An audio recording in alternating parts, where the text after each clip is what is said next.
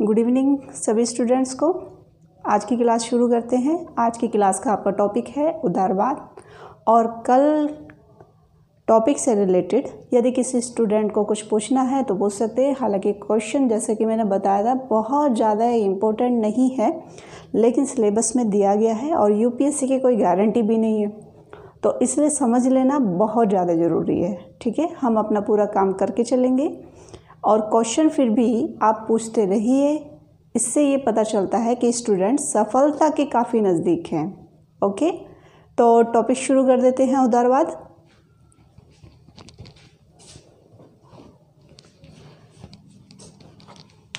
उदारवाद एक ऐसा टॉपिक है जो यूपीएससी के पेपर में आने के बहुत ज़्यादा चांस रखता है, इसलिए इस टॉपिक को बहुत अच्छे से समझेंगे।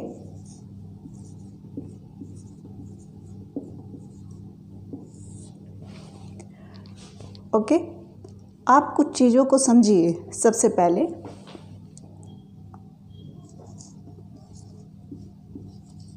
मैंने लिखा है उदार। ठीक है, अभी टॉपिक शुरू होने से पहले और वाद, कुछ चीज़ों के मूल अर्थ को हम पहले समझ सकते हैं, है ना। लेकिन पॉलिटिकल साइंस में एक खास बात यह है, जो भी आपके अभी टॉपिक शुरू हुए हैं उनके नाम ही इसी तरीके से हैं कि उन्हें ज़्यादा समझने की ज़रूरत नहीं पड़ती, लेकिन फिर भी बहुत स्टूडेंट्स को चीज़ों को समझने में दिक्कत आती है। ठीक है, कई बार बैकग्राउंड होता है तो भी और नहीं होता है तो भी, तो हम उसी बेसिक स्तर से लेके चलेंगे कि जिस वजह से आपको बहुत ज़्यादा फोकस अपनी रटने वाली स्थिति पे ना करना पड़े, ईज़िली आप चीज़ों को समझ सकें और पृष्ठभूमि को क्लियर करते चलें। अब जैसे आप इस शब्द को लीजिए, उदार शब्द को। अगर हम उदार शब्द को देखते हैं तो उदार शब्द का मूल अर्थ क्या है हमें ये जानने की ज़रूरत है, और वाद शब्द के मूल क्या है हमें ये जानने की ज़रूरत है। ठीक है, उन्हीं से मिलकर ही बना है ना उदारवाद। उदार की अगर हम बात करते हैं तो उदार का मतलब है कि यदि ए व्यक्ति, इसमें अगर आप हैं, मैं हूँ या कोई भी, बी व्यक्ति पर, ठीक है, ए व्यक्ति बी व्यक्ति पर अपनी कुछ सहानुभूति रखता है या उसके प्रति उदार नेचर रखता है, जैसे कि सहयोग, मदद, एक तरीके से सामने वाले के विकास के लिए कुछ भी कार्य। सहयोग शब्द बहुत अच्छा है, आराम से समझ सकते हैं। उदार हमेशा आप ये देखेंगे कि ये व्यक्ति, ये प्राणी, एक ये मनुष्य, ठीक है,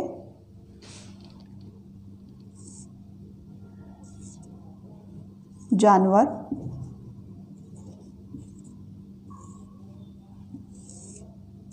प्रकृति,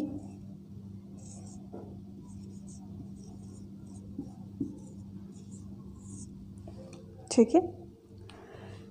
अब ये तो क्लियर है कि उदारवाद का सेंस हम कहीं ना कहीं हर जगह देखते हैं। प्रकृति में भी देखेंगे, जानवर में भी देखते हैं और मनुष्य में भी देखते हैं। लेकिन बहुत ज़्यादा अगर हम उदार चीज़ों का महत्व देखते हैं तो किस में आता है? मनुष्य में। किसी भी कार्य को भली प्रकार करने का कुशल जो नेचर होता है वो मनुष्य में होता है। ठीक है, अब कोई मनुष्य, एक आदमी, और ये कई भी हो सकते हैं, मान लिया 40, एक के साथ और भी जुड़े हुए हैं 39 लोग, टोटल 40। ठीक, और ये भी हो सकता है कि मनुष्य 1000 हों, जानवर सैकड़ों हों, 10 लाख हो और प्रकृति आपकी 20 लाख हो, प्रकार, ठीक है, आपका पेड़ पौधे, घास, फूल, पत्ते, वनस्पति। कहने का अर्थ ये है कि उदार व्यवहार हमेशा, पहली बात तो ये है, दो चीज़ों के बीच में होगा, पर पहली शर्त यही होगी, ठीक, मनुष्य ज़रूर होगा। और मनुष्य किसके प्रति उदार व्यवहार रख सकता है? जानवर के प्रति, प्रकृति के प्रति और मनुष्य के प्रति सहयोग करना। आपने देखा होगा बहुत लोग जानवरों की सेवा करते हैं, सेवा भाव रखते हैं, गौ सेवा करते हैं, ठीक है, जानवरों को पालते हैं। या सड़क पे चलते कोई किसी को देख लेता है जानवर जख्मी है तो उसका अपने से ही इलाज करा देते हैं। बहुत ऐसे लोग आपने देखे होंगे। और प्रकृति में भी प्रकृति प्रेमी होते हैं। बहुत लोग आपने देखा होगा अपने घरों में बगीचे बनाते हैं और रोज़ उन्हें पानी देते हैं, पोषण करते हैं, ये भी प्रकृति प्रेमी है, ठीक है। और इसके अलावा मनुष्य को सहयोग करता है। कैसे? अगर कोई बच्चा पढ़ना चाहता है, आप उसकी सहयोग कर देते हैं, उसकी फ़ीस जमा कर देते हैं। ये एक छोटा सा एग्जाम्पल है, ठीक है। या कोई अपनी नौकरी के लिए जाना चाहता है, उसके पास पैसे नहीं है, आप किराए के लिए पैसे दे देते हैं, उदारवादी नेचर हो गया। और ये उदारवादी नेचर ऐसे ही राज्य भी करता है। राज्य माने सरकार। क्लियर हो गया वाली बात को? सरकार, तो सरकार जब करती है, अब ये वाद का यूज़ तभी होता है जब हजारों, सैकड़ों और असंख्य लोगों में ये भावना, ये विचारधारा चलने लगती है, एक दूसरे को सहयोग होने वाली बात होने लगती है, ठीक है। कुछ इस तरीके से हर कोई, अगर ये है उदारवाद भावना है, और लेकिन ये व्यक्ति प्रकृति कुछ तो कनेक्ट होगा, तभी तो ये उदारवाद काम करेगा, नहीं तो उदारवाद काम नहीं करेगा, उदार ही काम नहीं करेगा, ठीक है। ये समझने के लिए खाली कि उदार, ताकि अगर आपको उदार चीज़ याद रही तो उदारवाद भी आराम से याद रहेगा। उदारवाद के लिए संख्या का होना जरूरी है, परस्पर लोगों में वो विचारधारा एक सेम स्तर पे होनी बहुत ज़रूरी है, इसीलिए उदारवाद तभी सफल होगा, ठीक है। उदारवाद क्या है? विचारधारा।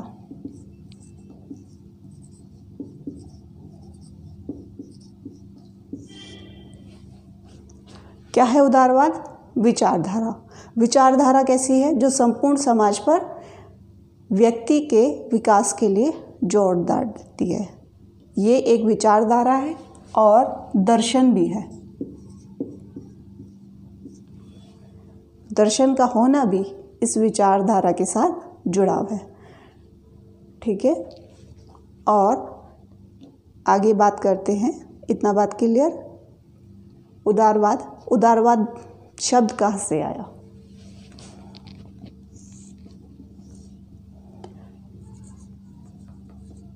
इंग्लिश में, अगर इंग्लिश की बात करते हैं, इंग्लिश भाषा में ये अंग्रेजी भाषा के लिबर्टी शब्द से आया,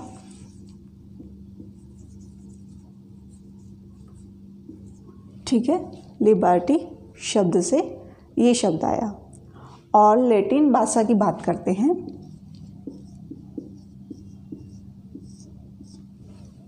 तो ये शब्द कैसे आया? लिबरसी, ठीक है। लिबरलिज्म,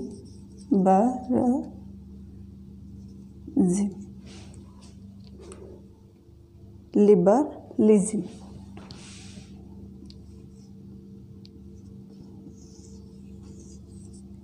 और ये लिबर्टी।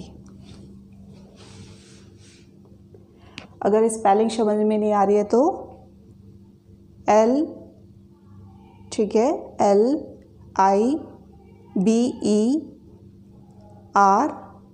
LIBERALISM, लिबरलिज्म, ठीक है। अगर और लिबर्टी वो आप देख सकते हैं LIBRTY, लिबर्टी अंग्रेजी शब्द से बना हुआ है, ठीक।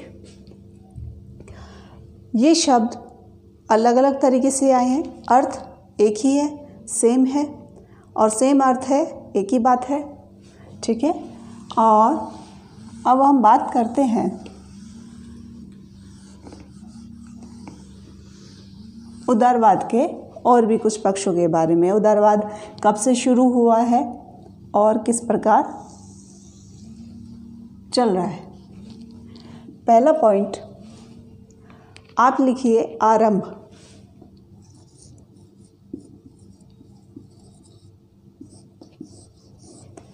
हमें ये जानना चाहिए कि उदारवाद शब्द कब से शुरू हुआ है, कब से हम लोगों के बीच में प्रचलित हुआ है और कब से इसको माना जाने लगा है, ठीक है। तो सबसे पहले 17वीं शताब्दी, ये लिख लीजिए 17वीं शताब्दी से उदारवाद शब्द का आया। और किसके द्वारा ये शब्द प्रयोग हुआ? Bye John Locke. अभी हमने जॉन लॉक का सिद्धांत पढ़ा ही था, हॉब्स लॉक रूसो के साथ, और उसमें हमने लॉक को पढ़ा था। लॉक कैसा विचारक था? उदारवाद। व्यक्ति को एक उदारवादी नज़रिए से देखने का सिद्धांत सबसे पहले किसने प्रस्तुत किया? लॉक ने। आप समझिएगा, क्योंकि राज्य से संबंधित हमारी बात थी, राज्य के कल्याण से संबंधित बात थी, इसलिए उदारवाद शब्द का जो पहली बार प्रोनाउंसिएशन हुआ वो जॉन लॉक के द्वारा हुआ, ठीक है। इसके साथ में, जॉन लॉक के साथ में और भी नाम जुड़े हुए हैं, जैसे एडम स्मिथ,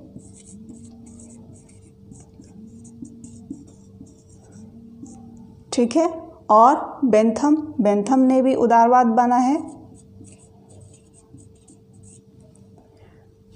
ठीक है।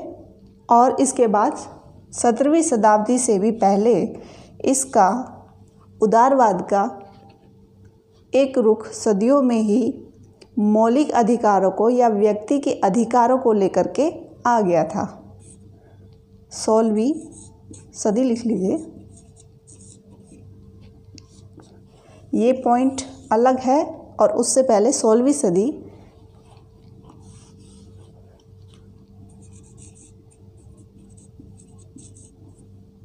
सदी या शताब्दी आप लिख लीजिए।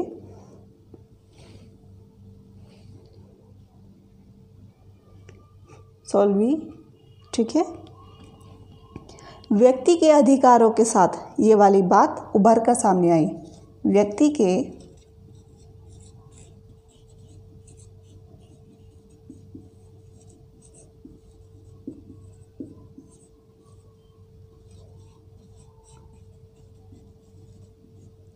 देखो, सीधी सी बात समझो, जब हम कुछ सिद्धांत पढ़ रहे थे, राज्य के सिद्धांत पढ़ रहे थे, उसमें हम कुछ थिंकर का जिक्र कर रहे थे। टॉपिक नंबर 2 राज्य है ना, लेकिन राज्य के सिद्धांत हैं, सिद्धांत। अब सिद्धांत पढ़ेंगे तो जाहिर सी बात है हमें कुछ थिंकर को पढ़ना पड़ेगा, क्योंकि सिद्धांत प्रस्तुत तो कोई थिंकर ही करेगा। हमने हॉब्स को पढ़ा, लॉक को पढ़ा, रूसो को पढ़ा, मार्क्स को पढ़ा, लेनिन को पढ़ा और अन्य विचारकों को पढ़ा, ठीक है। लेकिन हॉब्स के बाद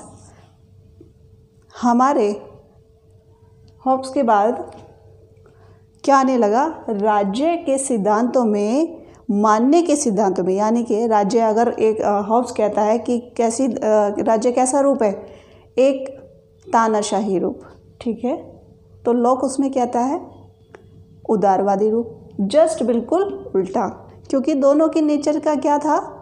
सेम पिक्चर नहीं था, यानी कि सेम प्रोसेस नहीं थी। हालांकि इन दोनों की एज में जो हमने पढ़ा था, कितने साल का अंतर था? 3 साल का, वो 30 साल का अंतर था।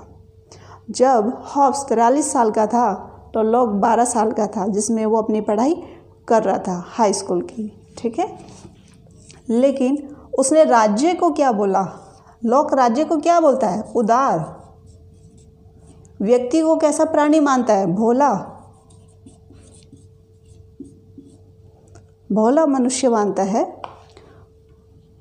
तो सबसे पहले जो विचार प्रस्तुत किया उदारवाद का राज्य से रिलेटेड, तो लॉक ने किया।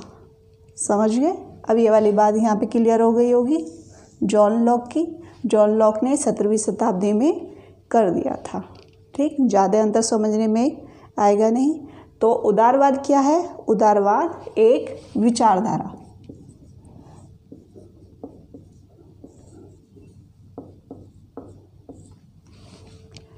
तो उदारवाद क्या है? उदारवाद एक विचारधारा है।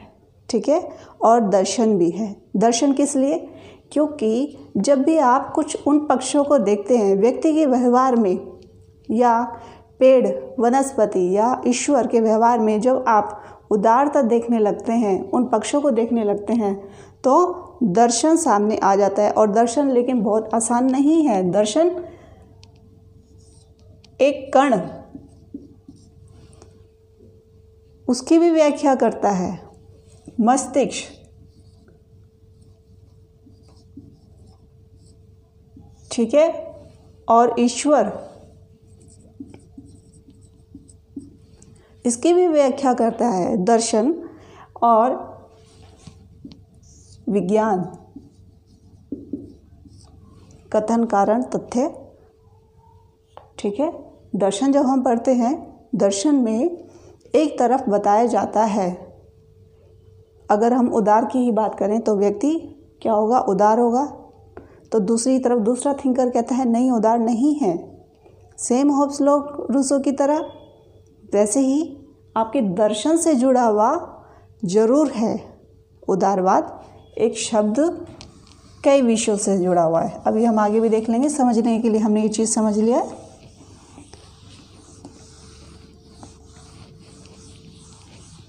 ठीक है, इसके बाद आप उदारवाद का संबंध देख लेते हैं।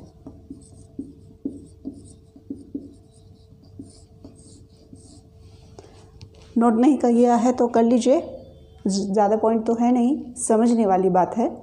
संबंध उदारवाद का किससे है? काफ़ी शास्त्र से, क्योंकि हम शास्त्र को लेके चल रहे हैं, सिद्धांत को लेके चल रहे हैं। तो संबंध समाजशास्त्र से भी है, समाजशास्त्र से। कैसे? क्योंकि व्यक्ति सामाजिक ही प्राणी है, समाज में ही रहता है, और जो गतिविधि होती है, जो संपर्क होते हैं, वो समाज में रहकर ही किया जा सकता है। एक व्यक्ति का दूसरे व्यक्ति के साथ संपर्क होता है, तभी उसका संबंध समाजशास्त्र से होता है। फिर है राजनीति विज्ञान।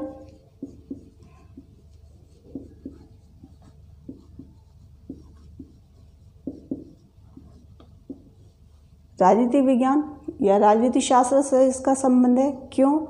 क्योंकि समाज में व्यक्ति होगा, लेकिन व्यवहार में क्या होता है? राजनीतिज्ञ है। राजनीतिज्ञ है तो कुछ पक्षों में वो उदारवाद के पक्ष में है, कुछ में उदारवाद के पक्ष में बिल्कुल नहीं है। तो राजनीति से एक गहरा संबंध है। और उसके बाद दर्शन,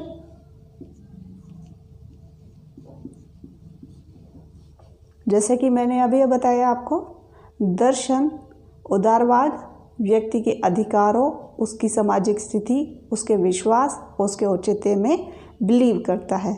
ठीक है, उन पक्षों को दर्शाता है, और कुछ पक्षों पर नकारात्मक अपने पक्ष देते हुए भी उन्हें काटता भी है। ठीक है, और इसके बाद संसदीय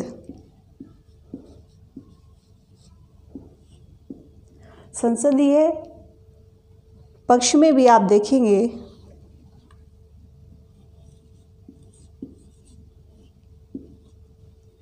कैसा है उदारवाद? संसद से भी जुड़ा हुआ है। संसदीय या सरकार, संसदीय प्रजातंत्र। अब ये पूरा सेंस बन गया। संसदीय प्रजातंत्र, संसदीय प्रजातंत्र से कैसे? क्योंकि संसद में या सरकार में जो भी व्यक्ति आते हैं, हमेशा ही आप देखेंगे हर कार्य तानाशाही प्रवृत्ति को रखकर नहीं किया जा सकता। तो यानी कि कुछ उन पक्षों पर भी ध्यान दिया जाएगा जो व्यक्ति के कल्याण से रिलेटेड हैं, या जो कानून व्यक्ति के लिए बनाए गए हैं उनसे भी रिलेटेड समझा जाएगा। ठीक है, आगे आते हैं हम विकास की तरफ।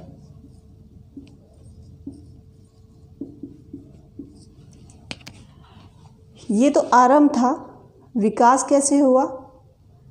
ठीक है, आरंभ में John Locke, Adam Smith, Bentham ने इनके बारे में बताया, जिक्र किया। लेकिन आरंभ में अगर हम ध्यान देते हैं तो सबसे पहले विकास की बात को लेकर के तो सुकरात,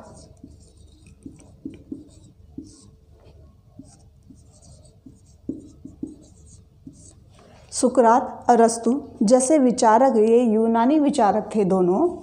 यूनानी विचारकों ने ही क्या किया, इस पक्ष को समझाए, इस पक्ष पे बात की है। ठीक है, उसके बाद पुनर्जागरण का काल आया। पुनर्जागरण का काल किससे संबंधित था? धर्म सुधार से।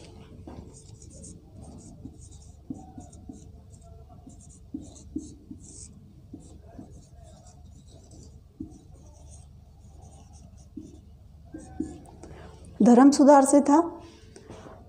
आपने पढ़ा होगा राजा राम मोहन राय, और हमारे इंडिया में भी कुछ विचारक क्या कहते हैं, वेदों की तरफ लौटो। उनका कहने का मतलब यही था कि धर्म में जिस तरीके से भ्रष्टाचार या अशुद्धियाँ फैल गई हैं, उनको वास्तव में हमारा धर्म, हमारा ईश्वर, हमारे ग्रंथ ऐसी विचारधाराएं नहीं रखते, उनको सुधारा जाए, उनमें बदलाव किया जाए। तो पुनर्जागरण का काल आया। पुनर्जागरण के काल में धर्म सुधार पर बात कही गई, क्योंकि सुकरात और अरस्तु के बाद कल्याण का कार्य, सरकार का कार्य कौन करने लगा था एक टाइम पर? धर्म, चर्च करने लगा था। ठीक है, तो चर्च में भी क्या होने लगा था? भ्रष्टाचार होने लगा था, जिसकी धीरे धीरे मांग धर्म सुधार की आने लगी। अब जो खुद ही भ्रष्ट है वो कैसे व्यक्तियों के कल्याण के लिए या उदार भाव के लिए रख सकता है? ये कोई गारंटी नहीं है। इसीलिए पुनर्जागरण का काल आया। पुनर्जागरण के काल में धर्म सुधार पर विशेष ध्यान दिया गया। तभी ये उदारवाद जो विचारधारा थी आगे बढ़ने लगी। ठीक है, उसके बाद मध्यकाल।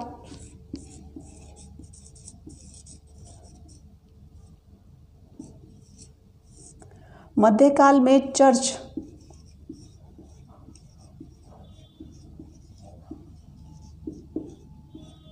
किस पर जोर दिया जाने लगा? चर्च पर सुधार। ठीक है, चर्च पर सुधार, और इन बातों पे जोर दिया जाने लगा कि चर्च में सुधार होगा, चर्च अपने सुधारात्मक नीतियों की तरफ कार्य करेगा, यानी कि व्यक्ति के विकास के लिए कार्य करेगा, कोई पक्षपात नहीं रखेगा। जिनमें कुछ थिंकर के भी लेख और भूमिकाएं ज़्यादा रहीं, जैसे मॉन्टेक्यू ने लिखी थी, एक बुक लिखी थी, उनका एक लेख था द स्पिरिट ऑफ लॉ।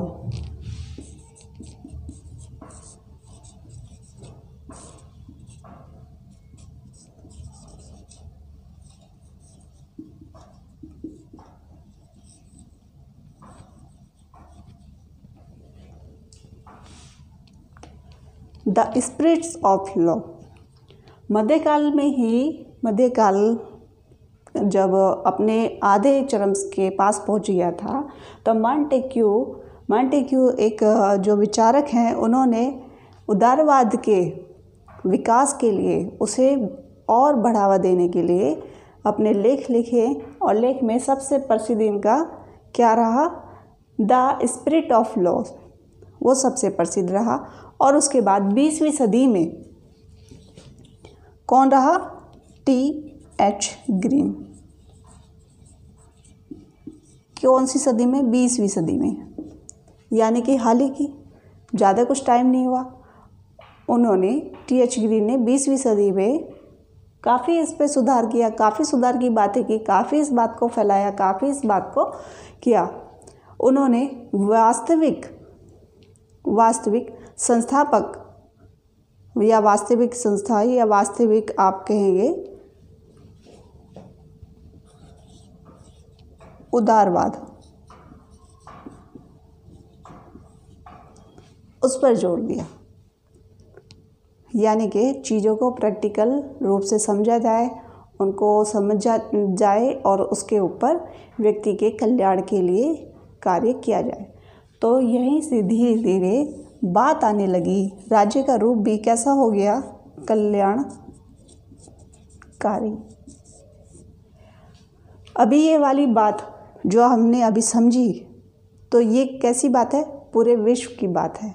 अभी हम इंडिया में एंट्री नहीं किए हैं या फिर एंट्री से रिलेटेड हमारा कोई भी इसमें पक्ष नहीं आता है उदारवाद में। हालांकि उदारवाद में भारत की भूमि में ये उदारवाद की अगर बात की जाए तो युगों से ही रहा है। कहीं ना कहीं हमारे महाभारत, बौद्ध धर्म, जैन धर्म उदारवाद के पक्ष में है, लेकिन पूरी तरीके से अभी हम इस सिद्धांत में नहीं आए, क्योंकि हमारा टॉपिक चल रहा है राज्य के टॉपिक में हमारा जो भी सिद्धांत रहेगा केवल राज्य को ही दृष्टिगत रख के ही किया जाएगा।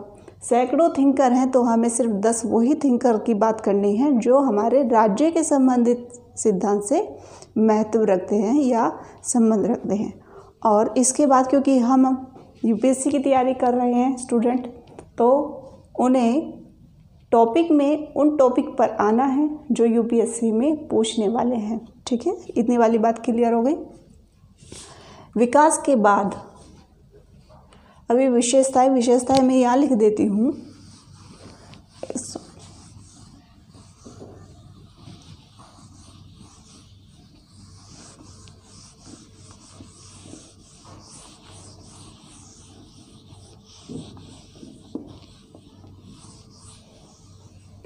आपने देखा होगा उदारवाद कब से चला है, 16वीं सदी से। 16वीं सदी से इस शब्द का आगे मतलब आना, चलना, और अभी तक उदारवाद में बदलाव होते जा रहे हैं। लेकिन राज्य का रूप भी अब कैसा हो गया, कल्याणकारी। धीरे धीरे पॉइंट लिख लीजिए, विशेषताएं।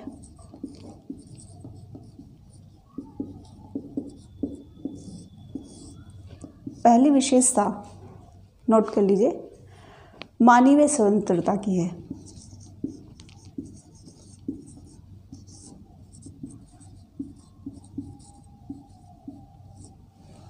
मानवीय स्वतंत्रता यानी कि इसकी एक खासियत है कि प्रकृति, जानवर, ईश्वर और जितने भी तत्व हैं उन सब में किसको महत्व दिया जाता है, मानव को। मानवीय पक्ष को ध्यान में रख करके उदारवाद के महत्व को समझा जाता है और ये आशा की जाती है कि उदारवादी जो विकास रहेगा, उदारवादी जो नज़रिया रहेगा व्यक्तियों के लिए कल्याण में सर्वप्रथम रहेगा। ठीक है, और दूसरा पॉइंट रहता है विवेक,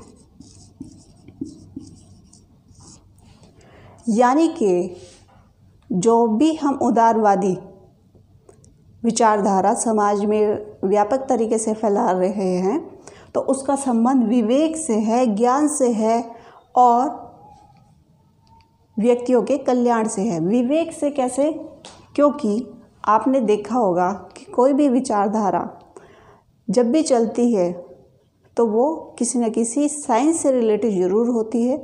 जैसे विचारधारा में आप ये समझ लीजिए, स्त्रियों को शिक्षा में बराबर का सहयोग किया जाए, एक विचारधारा मानी उदारवादी विचारधारा, जो उनकी स्थिति को थोड़ा सुधारा जाए या उनमें सुधार के पक्ष को देखा जाए। ठीक है, तो यानी कि पहले ये होता था कि आपने देखा भी होगा, सुना भी होगा कि लड़कियां साइंस नहीं पढ़ती थी, मैथ, साइंस ये सब कौन पढ़ता था, लड़के। घर में लड़कों को या पुरुषों को ही पढ़ने का अधिकार होता था, लेकिन लड़कियां नहीं पढ़ती थी। कहा जाता था कि इतने टफ सब्जेक्ट हैं, लड़कियां नहीं कर पाएंगी या लड़कियां नहीं पढ़ पाएंगी। क्लास में भी अगर रेशो देखा जाता था तो केवल कितना,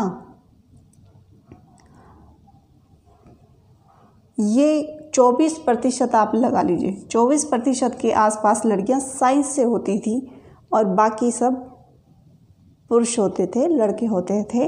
अगर रेशो में भी अगर आप देखते हैं अंतर जरूर होता था। बहुत कम लड़कियां साइंस और मैथ बैकग्राउंड से होती थी, वैज्ञानिक बनती हैं, और आज के टाइम में भी अभी कहीं ना कहीं ये वाली बात है। तो विचारधारा क्या है, विवेकशील है, साइंटिफिक है और ये आशा की जाती है कि जैसे हमने महिलाओं के लिए समान इक्वलिटी को रखा है और इस बात पर विचार नहीं किया कि मैथ लड़का ही पढ़ सकता है, मैथ तो लड़की भी पढ़ सकती है। तो इसलिए जब लड़की मैथ से पढ़ाई करती है तो जाहिर सी बात है ये और बच्चों को भी पढ़ा सकती हैं, अपने बच्चों का भी विकास कर सकती हैं और एक गाइड बनती है। तो एक हेल्पिंग हैंड जरूर परिवार के स्तर पर बनता है, फिर धीरे धीरे वही सामाजिक और संगठनों में और व्यापार में बनने लगता है। दूसरा पॉइंट ये प्राकृतिक है।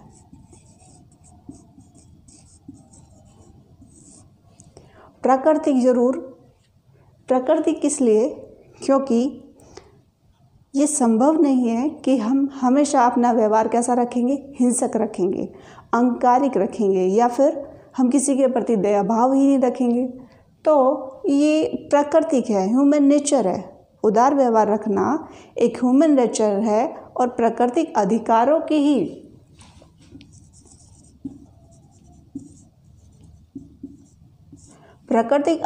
की ही बात रखी जाती है, जहाँ पर आपको जीने का, रहने का, व्यापार करने का एक उदारवादी नज़रिया रखा जाता है। सभी पक्षों के लिए सम्मान रखा जाता है। यहाँ कोई संगठन, लिंग भेद, जाति उसके प्रति नज़रिया नहीं होता। उदारवादी एक सार्वभौमिक विचारधारा होती है, लोगों के बीच में होती है और प्राकृतिक अधिकारों को ध्यान में रख कर के ही की जाती है। ठीक है।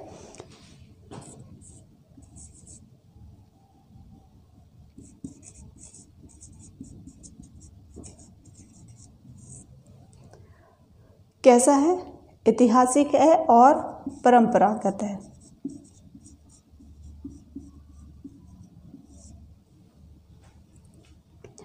ऐतिहासिक और परंपरागत कैसे होगा बता देते हैं। इतिहास में उदार, आपने देखा होगा हमारा इतिहास कुछ हिंसक घटनाओं से भी भरा पड़ा है, कुछ कुरीतियों से भी भरा पड़ा है, लेकिन हमने इतिहास और परंपरा में केवल उन्हीं पक्षों को लिया है, उदारवादी नज़रियों को लिया है जो समाज के वर्तमान स्थिति की मांग है और देश के कल्याण के लिए समझे जाते हैं।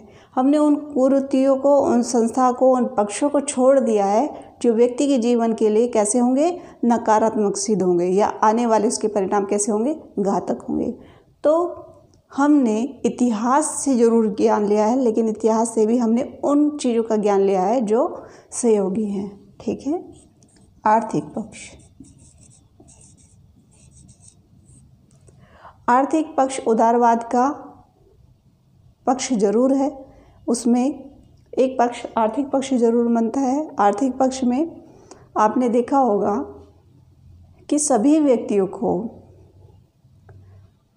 व्यापार करने के लिए, अपने बिजनेस करने के लिए सरकार, राज्य क्या रखता है, एक उदार नज़रिया लगता है। ठीक है। और उनके लिए सहयोग करता है। आपने देखा होगा कि कुछ लोग, पहले क्या होता था, सामंतवादी व्यवस्था होती थी या सूर्यास्त का नियम होता था। इतिहास में जब आप पढ़ेंगे सूर्यास्त का नियम क्या होता था कि किसी किसान ने आपसे जो पैसे उधार लिए हैं तो उसे कोई तिथि दी जाती थी, जैसे 21 तारीख, इतना महीना, इतना दिन को अगर उसने वो पैसे जमा नहीं किए सूर्यास्त तक तो उसकी ज़मीन ले ली जाती थी। ठीक है। लेकिन उसमें भी कुछ शर्तें होती थी। तो उसमें क्या होता था कि अगर सूर्यास्त का नियम लागू नहीं होता है तो उसकी ज़मीन उसके हाथ से निकल जाती थी। और इसके अलावा वो देने वाले पक्ष की गुलामी करेगा और उसकी पीढ़ियाँ भी उसकी गुलामी करेंगी। अगर वो ज़रूरी समझे तो ठीक है, वो शादी ब्याह उसका परिवार कर सकता है, नहीं तो डिपेंड उन्हीं पर ही रहना पड़ता था। तो सूर्यास्त का नियम जैसे हमारे इतिहास में रहता था, लेकिन राज्य इस पक्ष के बिल्कुल भी नहीं है। कोई सूर्यास्त का नियम नहीं है, बल्कि आर्थिक सहयोग सबको बराबर है और सबके लिए इक्वल है। ठीक है। और अगर धन भी दिया जाता है तो इन शर्तों पर नहीं होता, जैसे हमने पुराने इतिहास में देखे हैं, उनको समझा है और यही समझने में आया कि गुलाम हमेशा गुलाम बना रहा, तो वो पक्ष हमें राज्य की ओर से देखने को नहीं मिलते। ठीक है, लोकतांत्रिक है।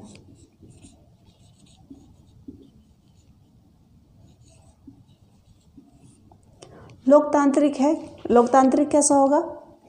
लोकतांत्रिक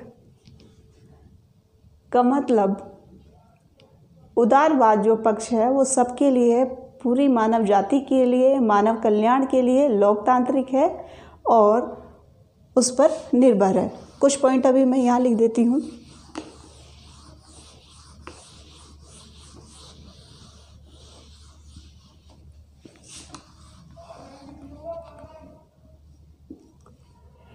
नेक्स्ट पॉइंट लिख लीजिए, कल्याणकारी राज्य।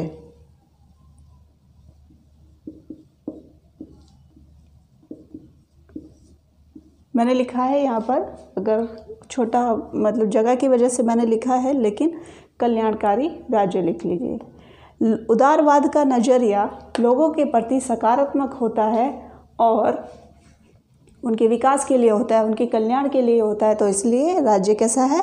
कल्याणकारी है। और उदारवादी पक्ष रखने के साथ साथ राज्य का रूप भी कैसा होगा? एक कल्याणकारी रूप बन जाता है। ठीक है, नेक्स्ट पॉइंट लिख लीजिए, संवैधानिक संस्थान।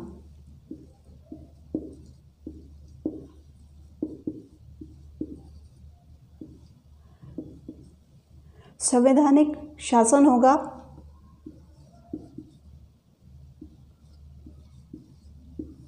मैंने लिखा है संवैधानिक शासन। संवैधानिक शासन कैसा होगा?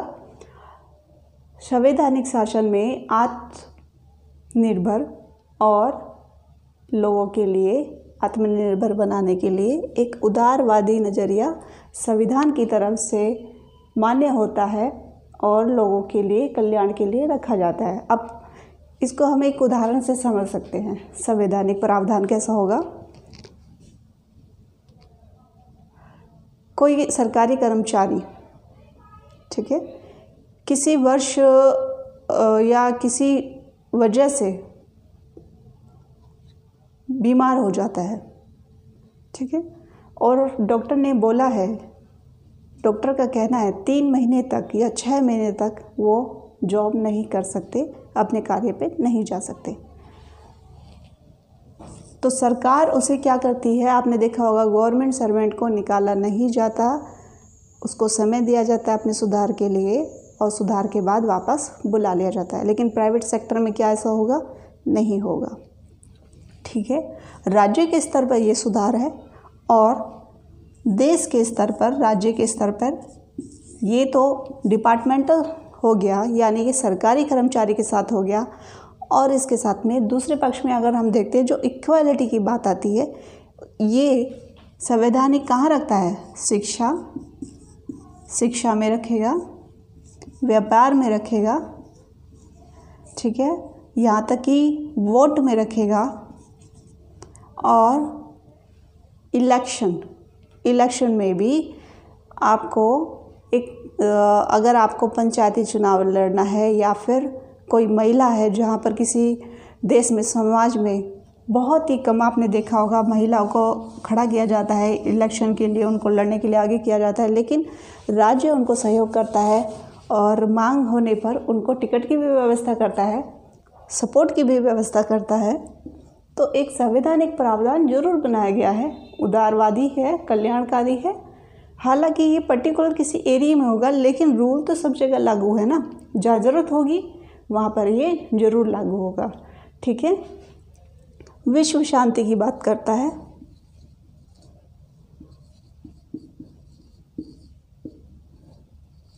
विश्व शांति की बात कैसे? क्योंकि आपने देखा होगा कि उदारवाद अपने आप में इस तरीके का नेचर समाये हुए है। ये ऐसी विचारधारा है जहाँ पर लड़ाई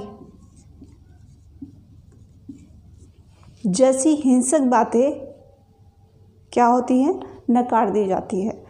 उदारवाद के पक्ष में इसकी विशेषताओं में बहुत ही बातें हैं जो हम लिख सकते हैं, बता सकते हैं, लेकिन मोटे मोटे जो हमारे चीज़ें समझने के लिए हैं और हमें एग्ज़ाम में लिखने में कोई दिक्कत नहीं है, वो यही पक्ष बनते हैं, उनको हम आसान से समझ सकते हैं।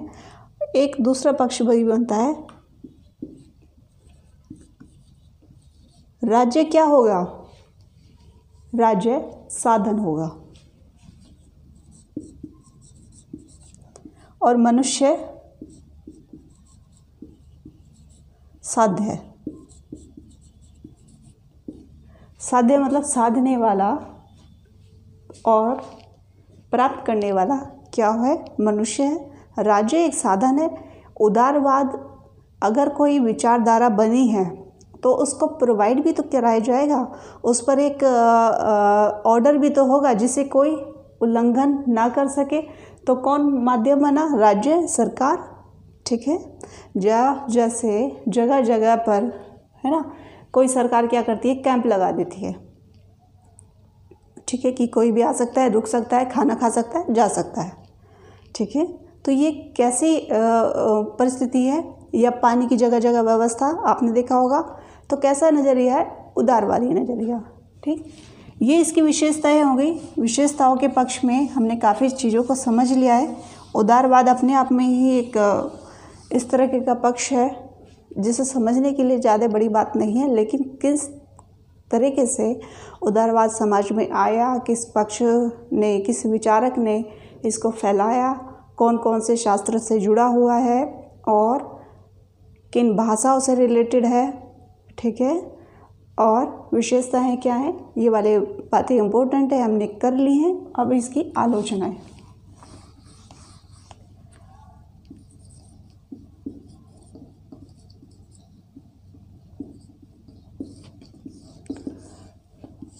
जाहिर सी बात है, कुछ पक्ष हमेशा सही नहीं होते, उसमें कुछ न कुछ कमियां भी होती हैं। ऐतिहासिक जैसे और परंपरा,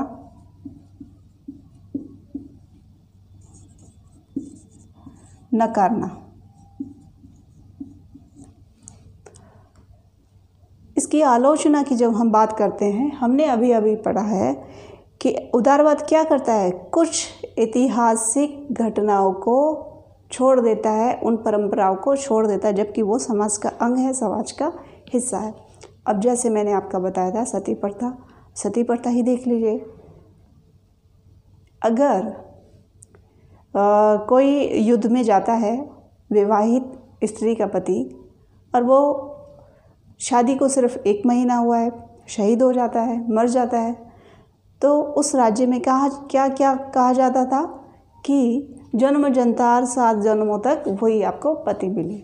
अब देखिए, वो आशीर्वाद समझे या विडम्बना समझे, तो इसमें दिक्कत होती है और लड़की का जीवन वहीं पर समाप्त हो जाता है। कहीं कहीं पर तो क्या होता था? सती प्रथा थी, सती प्रथा, जिसमें स्त्री को पति की चिता के साथ ही जल जाना होता था। ठीक है, और ये एक हिंसक घटना, जीते जागते इंसान अपने आप को ही जला लेता था। तो कैसी होती है? बड़ी ही दुख भरी और भयावह, जिसमें समाज पर, आने वाली पीढ़ी पर नकारात्मक असर पड़ता है। तो उन पक्षों को छोड़ देना एक, हालांकि ये आलोचना है लेकिन अच्छा भी है, जैसे हमने विशेषताओं में पढ़ा, और आलोचना में ये है कमी है। ठीक है, दूसरा पॉइंट लिख लीजिए, ये प्राकृतिक है। प्राकृतिक है प्लस पूंजीवाद। प्राकृतिक है, पूंजीवाद को पक्ष को ज़्यादा समाज को महत्व देता है, यानी कि उदारवाद हमने जब भी बात की है, कहीं ना कहीं उसका संबंध किससे आता है? राज्य से, और राज्य के बाद अर्थव्यवस्था से। तभी तो ये वाली बात मतलब विश्व स्तर पे कहाँ से उभर कर आई? विश्व स्तर पे उभर कर जब आई थी, तब एक राजनीति लेवल पे और उसके बाद व्यापारिक स्तर पे। तो ये प्राकृतिक है, नेचर में है, तो इसलिए इसको उदारवाद को लागू करने की आवश्यकता नहीं है, ऐसा माना जाता है। कुछ आलोचकों का यही कहना है। और दूसरा पक्ष है कि पूंजीवाद को ज़्यादा बढ़ाया दिया जाता है। फिर दूसरा, इसमें राज्य क्या बना है? साधन। राज्य जो साधन है कौन है? राज्य। हम राज्य को इसमें साधन के नज़रिए से देख रहे हैं, यानी कि राज्य एक ऐसा पक्ष बन जाता है जिसमें वो एक साधन की भूमिका निभाता है, जबकि राज्य तो कोई साधन की भूमिका है नहीं। राज्य एक जरूरी संस्था है और जीवित संस्था है, हमेशा कायम रहने वाली संस्था है। भले ही लोग आते हैं और चले जाते हैं, लेकिन क्या राज्य साधन है? नहीं है। राज्य भी तो एक मांग है, व्यक्तियों की मांग है, और जब तक व्यक्ति हैं तब तक राज्य रहेगा। ठीक है, तो राज्य के रूप बदल सकते हैं, लेकिन राज्य का शासन कभी नहीं बदल सकता। तो चाहे वो चर्च के रूप में कार्य कर रहा हो, या फिर एक सरकारी तंत्र के रूप में कार्य कर रहा हो, या संवैधानिक या प्रजातंत्र के, या सैकड़ों आवाज़ को वो एक आवाज़ में कन्वर्ट होकर के एक राज्य का रूप ले लेता है, या एक व्यक्ति के अंदर शासन में सब आ जाते हैं। लेकिन राज्य साधन कहा जाए उचित नहीं लगता। ठीक है, तो ये आपके आलोचनाएं बनती हैं। कुछ पक्ष ऐसे बनते हैं जो उदारवाद को नकारते हैं। ठीक है, ये उदारवाद के विशेषताएं और आलोचनाएं दोनों हो गई हैं। आलोचनाएं ज़्यादा नहीं हैं, क्योंकि आलोचनाएं ज़्यादा बनती भी नहीं है। इसके बाद इसके निष्कर्ष की बात हम करते हैं। उदारवाद समाज का और मनुष्य का, लिख लीजिए चाहे तो, उदारवाद समाज का, मनुष्य का, हालांकि मैंने नोट्स दिए हैं उसमें नीचे दिया गया है एक्सप्लेनेशन, निष्कर्ष है, एक अनिवार्य विचारधारा है। बिना इसके एक समाज की कल्पना नहीं कर सकते, या अधूरे समाज की कल्पना हम नहीं कर सकते। अब सेम इस तरह से उदाहरण के लिए आप समझ सकते हैं, व्यक्ति का शरीर आत्मा से बंधा हुआ है, तो आत्मा का कार्य क्या है? विचारधारा है। ठीक है, यहाँ मस्तिष्क की बात नहीं कर रहे, मस्तिष्क की बात ना करके हम हृदय की बात कर रहे हैं, विचारधारा की बात कर रहे हैं और आत्मा की बात कर रहे हैं। ठीक है, ये टॉपिक कंप्लीट हो चुका है और कल टॉपिक रहेगा नव उदारवाद।